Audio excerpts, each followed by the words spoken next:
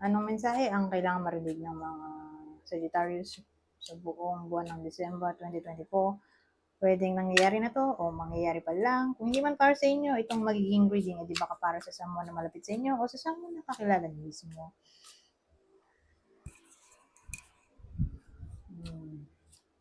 Baka may lumabas na gender mamaya, gawin nyo na lang energy, masculine at feminine energy. Pwede rin naman na huwag nyo na pansinin ang gender.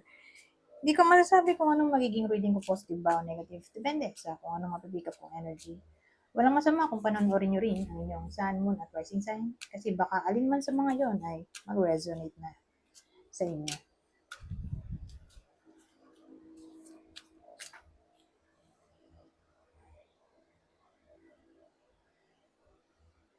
Ba, puro ano to Major Arcana.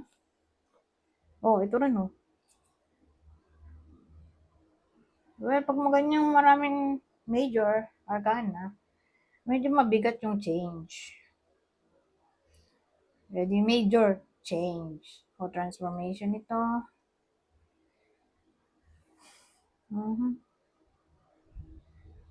Saka, andito yung the devil. Diyos ko, doon pa siya pumunta sa dulo.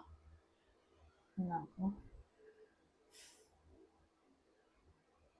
Bakit na yung major change na kailangan nyo baguhin o tanggalin? Yung toxicity.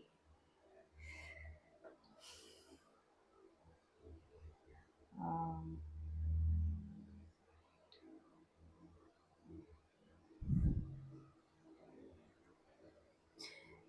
so, meron tayo ditong, ano ba to? The Lovers. Oh, Lovers pa naman to. Judgment.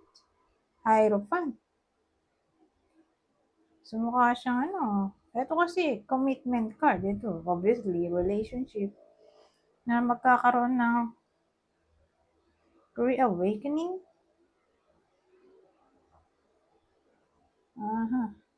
So, ano yun? Dito magmumula yon sa the devil. Any form na toxic nga. O intense. Intense feelings o reactions sa katawan.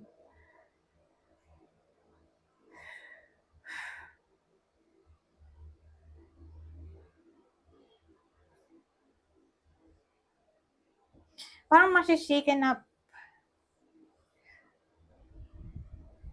ang mga buhay ng iba sa inyo.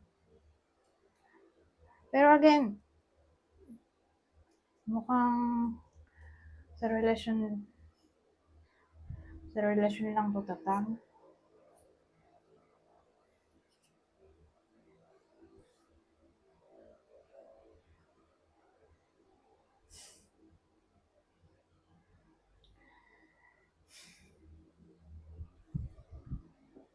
Judgment na kasi to Kung tower to, parang wake up call lang. Pero judgment na kasi to So, para siyang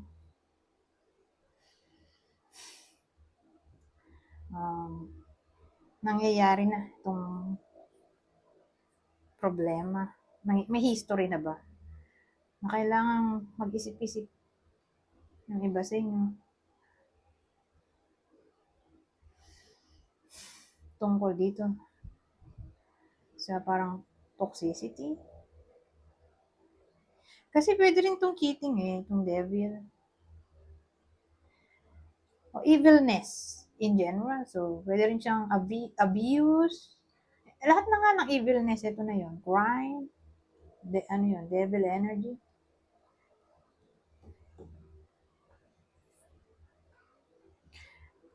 Na parang in-encourage na i-free nyo ang sarili nyo dito. Kasi mukhang kung combine kasi to, kasal to, kasi marriage card to, ito relasyon. Mahirap talaga umalis sa ganyang sitwasyon kung kasal, di ba? Kaya lang toxic. Paano? Ano na. So again, ano to eh, hindi na first time. May history na. O, nakita na yung red flag pero for some reason, hindi nga ma-actionan. Para bang may-encourage yung iba sa inyo na i-free ang sarili sa toxicity. Pero again, yung kasal lang, yung tatamaan ng wedding na to, na-aware sila sa red flag na inisnab nila. O ulit na lang yung nangyayari na wala silang magawa. Kasi kailangan na ng ultimatum pag gano'n na dinidisrespect na kayo. Diba? Kasi kung wala kayong gagawing action, lalo't cheating yan, halimbawa lang, o any form ng abuse, pag wala kayong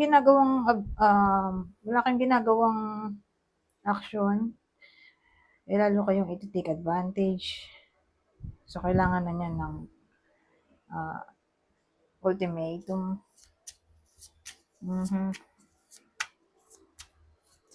Anyways, kung pa tayo bang detalye. Pero sa case na to, hindi sila magkarugtong.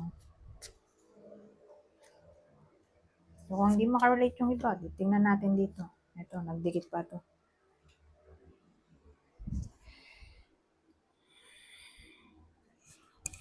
Kaya lang, kasal na naman yung tatamaan ng reading. Eh, di mukhang magkarugtong sila.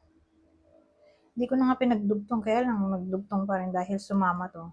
Parang sinasabi na, magkarugtong sila. Sige na nga.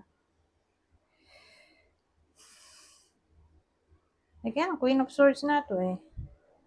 So, ito na siguro yung future. May magle-let go, di ba? Yung babae, yung magle-let go. Ano ba to? Teka muna. 4 of Swords, 6 of Pentacles, 6 of Wands, 10 of Pentacles.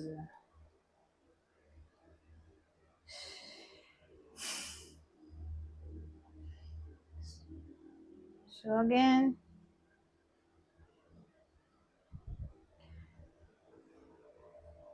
mukhang babae yung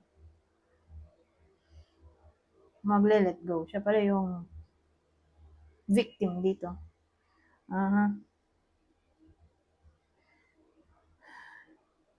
So, ang dating, mag-move on siya. Hanapin niya ang healing.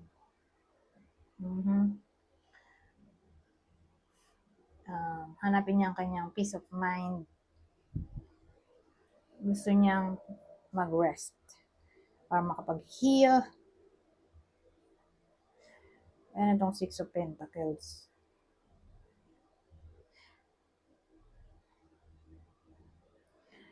I-spend niya ang time niya sa mga mahal niya sa buhay. Doon niya ilalagay yung kanyang attention. Kakaroon siya ng quality time sa mga mahal niya sa buhay para makalimutan ng pain. Ganun eh. Parang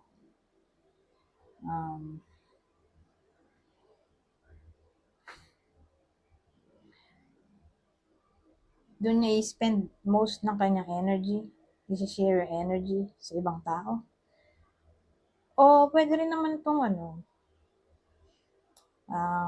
magkakaroon yung babae ng new career. At yung attention niya doon mapupunta.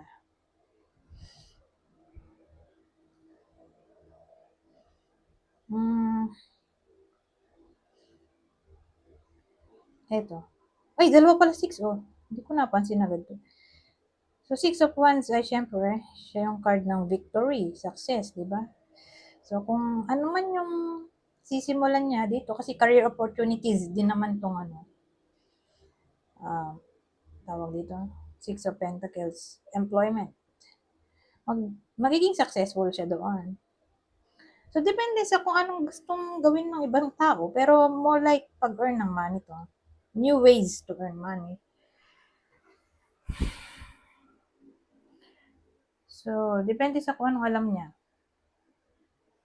Doon niya ipofocus ang attention niya.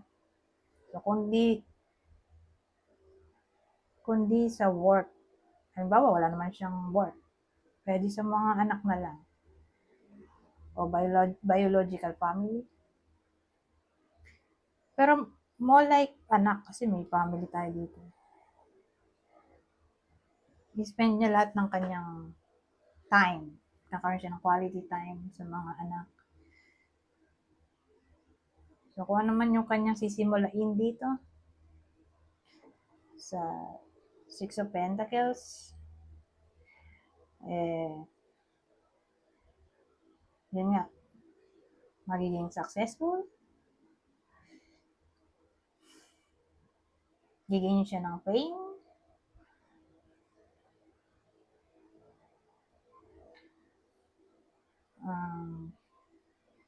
pero kung walang work, so paano? Makaka-move on siya. Okay? Kasi nga, ilalaan niya yung oras niya sa mga anak, o mahal niya sa buhay. So, dahil dun sa care na marireceive niya sa ibang tao, matutulungan siya mag-move on. Pero kung may sisimulan siyang career, magiging successful naman. At ito ay card ng wealth. Di ba? Ito na yung parang pinnacle ng security. Bigyan siya ng stability. So, sabihin natin, magsisimula siya ng work. Halimbawa lang, mag-apply siya, matatanggap, di ba? Yung dalawa.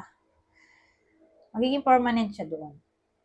Okay? Kasi hindi naman yan pagkapasok mo permanent agad. Kasi dadaan ka pa sa probationary period ng 6 months. Depende sa kung anong policy ng company. So, ganun. Magiging wealthy siya doon sa sisimulan niyang work. Doon na siya mapopromote. Nandun yung blessing sa sisimulan niya ang work. Pero paano kung empleyado na talaga? Di lalaan niya lahat ng panahon niya doon sa work. At magigain siya ng money dito, big bonus. O mapopromote. Ngayon, kung wala namang trabaho, di na nagtatrabaho, retired na. So, paano? Di ba, spend na lang niya yung time niya sa mga mahal niya sa buhay dito. Maka-move on naman siya. Magkakapera siya sa pamamagitan ng mahal niya sa buhay. Okay? So, may magbibigay sa kanya ng mga pera. Di probably mga anak niya rin. Or relatives. Kakapera siya. Ganun ang dating. So, December onwards na to actually. Kasi mahirap siya i-contain yung lahat ng sinabi ko sa isang buwan lang. So, hanggang future na to, ito na yung outcome ng sinasabi ko. Basta ang mahalaga masaya. Okay? Masaya yung ending. So, para malaman natin kung para sa inyo ba itong reading o hindi, maglalagay tayo ng clue. So, clue natin ito. Bukod sa kasal, di ba? Kasal yung bida dito I-pray niya yung sarili niya, yung babae, di ba? Kasi toxic yung partner niya. Mag-move on siya. So, isa yun sa clue. Kasal. Okay? Kasal yung babae. So, again, ang ending, mag-move on yung babae. So, ano pa bukod sa kasal? May buhok. So, yung clue natin pwede tumama sa babae o lalaki. O masculine, feminine energy. So, kunin nyo lang yung info na sa tingin nyo ay fit sa inyo o sa kakilala nyo. Kung sa tingin nyo doon tumatama. Short hair, woman. So, woman, energy to. Short hair o brown ng buhok. Orange, red. Grabe naman kung purple. Reddish brown, light brunette Brown talaga yun. Kasi kung light, di blonde na yun. Reddish brown, brown. Yung sinasabi nilang ginger hair.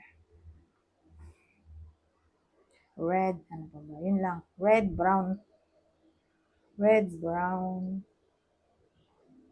orange. May mga ganyang kulay.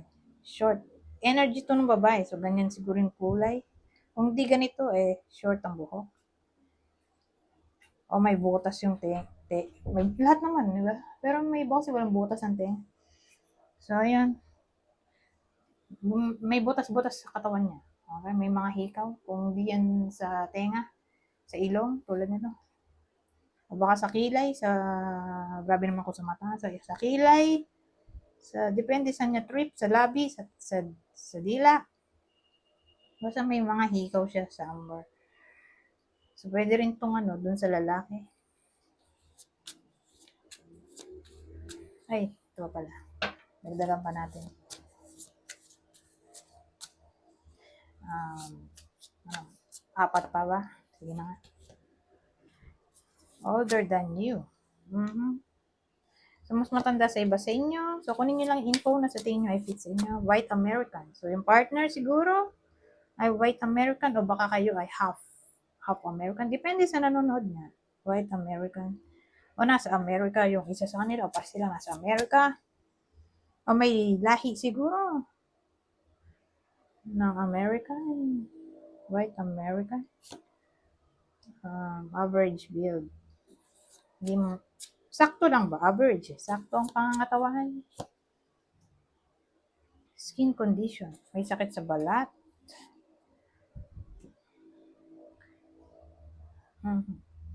O may balat.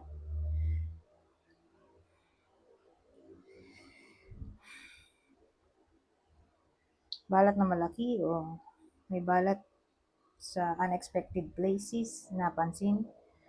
Scar. So, depende kung anong klaseng skin condition to. Ito, zodiac sign. Yung partner ng Sagittarius. Sa kwento na to. Cancer, Capricorn, Aquarius, Sagittarius. So, alin man sa mga yan, ulitin ko. Cancer, Capricorn, Aquarius, Sagittarius. Kaya lang, hindi ko na nailabas yung isang deck ko lang. Haba na pala yung video. Dagdagan na lang natin ito. 3. Basahin ko na lang. Celebration! Wow! Good times come from hard work, time spent in good company. Yan ang maganda, di ba? Magse-celebrate. Sa bagay, hindi naman sinabi ko dun sa 10 of Pentacles, di ba? Celebrate. Oh, apology, forgiveness through mutual understanding. So, ibig sabihin, may chance pala na mag-apologize yung lalaki sa babae. Pero depende na lang sa babae kung tatanggapin niya ba. Pero tingin ko wala nang balikan kasi nakita naman natin, na siya.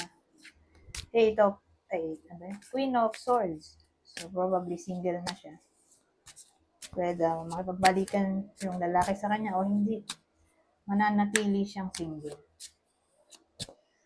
Hindi ko sinasabing for life na. Pero sa connection nila, ayaw na ng babae.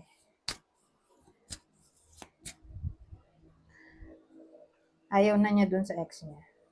Mas pinili niyang maging single kaysa makipagbalikan. So again, nasahan ng apology, embrace. Sabi dito, find peace. Yung sinasabi ko doon sa 4 of Pentacles, 4 of Swords. Nahanapin ng babae yung peace niya yung mental peace, sabi ko, peace of mind. Kahit dito, na-encourage yan. Kasi sa bagay, dun sa pangalawang scenario, nag-continue, di ba? Yun yung future ng connection. Na para bang, ito yung emphasis na, or reiteration na, hanapin ng babae ang kanyang peace of mind. Find peace with your current state of being. Sa bagay, alam naman natin na rin ang gagawin niya, di ba? Dahil nagtuloy yung kwento. Ang future ay, hanapin niya talaga. Tapos